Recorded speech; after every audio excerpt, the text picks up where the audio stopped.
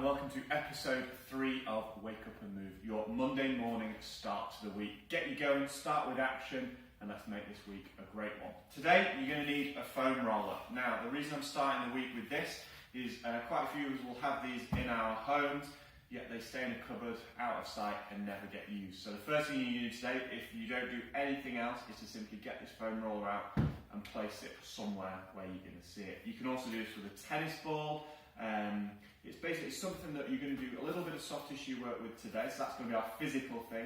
The mental side of it, what we're going to think about is to follow along from what we talked about in episodes 1 and 2, which is reasons why we don't exercise, reasons why we do exercise, and today we're going to think about what makes exercise more likely. Okay? So what is it that helps you exercise? Could it be a coach supporting you? Could it be that you've got a friend that you do it with? Is it that you've got a challenge to look forward to? So while we're foam rolling, we're going to be thinking about that. Pen and paper, write those ideas down. All this reflection and thinking that we're doing is going to be really beneficial to us going forward. So let's make a start. So grab your foam roller. I always like to start with the calves. Tend to be a little neglected. So you can do this both feet together, but start off with one foot on the floor, hands on the floor, trapping the foam roller between you and the floor, and then just simply rolling forwards and back. Obviously, the more pressure you put through the calf, the more challenging you might find it if you've got any sort of achy points. So I've got one just there. So I'm just going to spend a little bit of time rolling on that area, and you can turn your foot out to 3 o'clock and roll right on the outside side, and then just slowly turn the foot through 2, 1, 12 o'clock, and then you can even go the other way to get the inside aspect of your lower leg. So, you just want to spend about 30 seconds on each side. What we'll do is we'll do one body part and then we'll write a reason. Obviously, if you've got anything that jumps out to you, get it written down. So I'm just switching over now. Going through that full range, turning the foot in and out.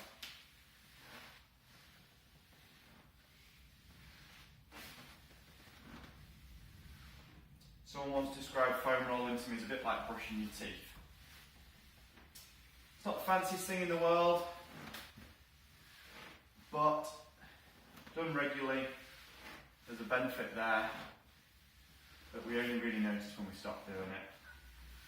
Okay, so that's calves done. So, take your piece of paper, I've got the same piece of one from last week, and we can write down what makes exercise more likely. If you've got one idea, 2, 3, write them down quickly, and again, without judgment. So, if something seems a bit strange or odd, but it does make exercise more likely, then write it down. Right, let's move on to hamstrings. I'm going to do both hamstrings together now. So, legs are off the floor and I'm rolling forward and back. You might need to kind of readjust your position to make sure you've got enough space. You want to kind of come all the way from just behind the knees at the top to the top of your thighs.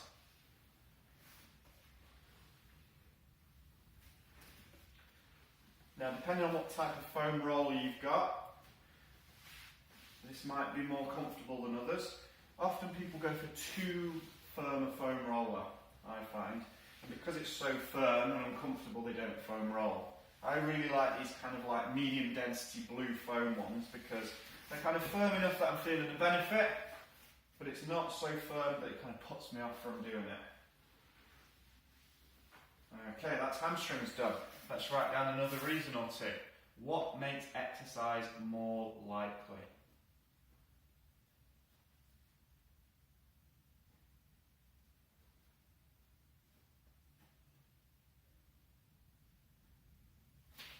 Right, so now we're going to move on to the right thigh. So we're going to do the IT band on the outside of the leg now. I've got both feet up, but if you want to, you can put the other foot forward like this. And what we're going to do is we're going to roll the outside for a little bit, then we're going to just roll in a bit like when we moved the calf. we were looking at moving the foot, pointing at all the different points in the clock, and you're going to keep rolling round until you're on your front like it's almost in a front plank position, and then you're going to roll the front of your quad.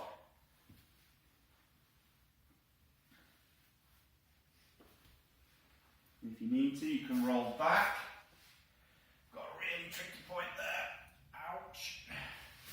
So if you need to take a bit more pressure off, if it's a bit sore, you can place all of your limbs on the ground and then just keep some pressure on the floor.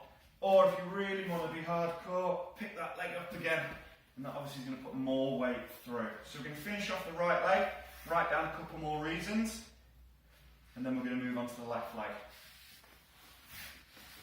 Okay, so far I've got friends, having a goal, scheduling it, and when I know I'm going to have a good meal afterwards. Now I'm not sure why that motivates me or makes it more likely that I'm going to do exercise, but that was just what was in my head at the time. As I said, it doesn't necessarily have to make complete sense straight away. No judgment, just write down for you what makes exercise more likely. So, having kit out and ready, good weather, that makes it more likely. And obviously looking down the list already, there's some of these that I can control and some of these that I can't.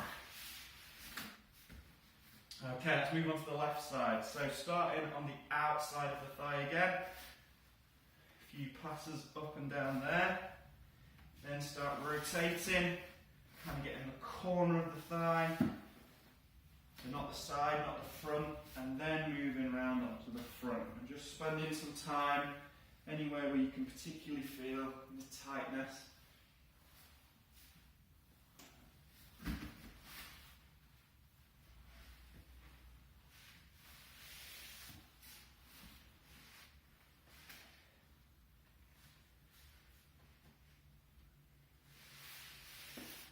This is not a very nice one, but you will feel the benefit. I think there was a study as well that showed that foam rolling helped lower blood pressure in the short term, so nice way to kind of chill you out. Okay, so last chance to write down anything. What makes exercise more likely for you?